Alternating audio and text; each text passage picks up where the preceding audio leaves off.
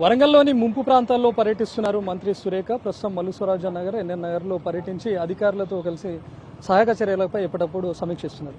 Madam, ఎన్ని ముంపు ప్రాంతాల్లో ఎట్లా ఉంది పరిస్థితి? ఇన్ కేసు అర్ధరాత్రి కానీ ఈ రోజు కానీ వర్షం ఉండి ఉంటే సహాయక చర్యలకు కూడా తీవ్రస్థాయిలో ఆటంకం కలిగేది.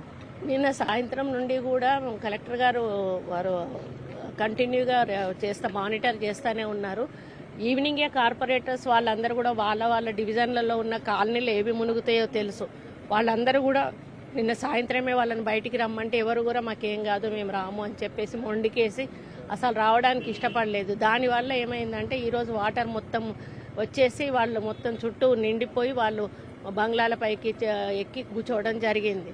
ఇప్పటికే కొన్ని కాలనీలోంచి దాదాపు 100% పీపుల్ని కూడా బయటికి తీసుకురావడం జరిగింది. ఒక 6 షెల్టర్స్ పెట్టేసి అన్నింటిలో వాళ్ళని పెట్టి వాళ్ళకి భోజన సదుపాయం అది కూడా కల్పించడం జరుగుతుంది. ఇప్పుడు కూడా ఎన్డీఆర్ఎఫ్ బృందం వెళ్తూ ఉన్నారు. వాళ్ళకు ఫుడ్ ఫెసిలిటీ ఇస్తూ వాళ్ళని కూడా బయటకు తీసుకురావడానికి కొంతమంది పేషెంట్స్ ఉన్నారు, కొంతమంది ఓల్డ్ ఏజ్ వాళ్ళు ఉన్నారు. అట్లాంటి వాళ్ళని తీసుకురావడం కొంత ఇబ్బంది అవుతుంది. అయినా కూడా వాళ్ళు చాలా రిస్క్ చేసి తీసుకొస్తున్నారు.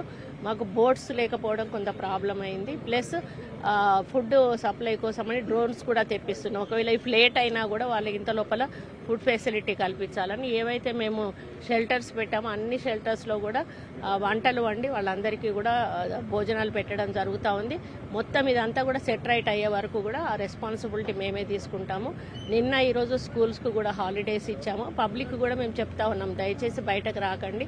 మళ్ళీ ఈరోజు కూడా మేబీ ఉన్నది అని చెప్పేసి మనకు వాతావరణ శాఖ వాళ్ళు చెప్తున్నారు. కాబట్టి ఇంట్లో ఉంటేనే సేఫ్, కాబట్టి ఇంట్లోనే ఉండమని చెప్పడం జరుగుతుంది.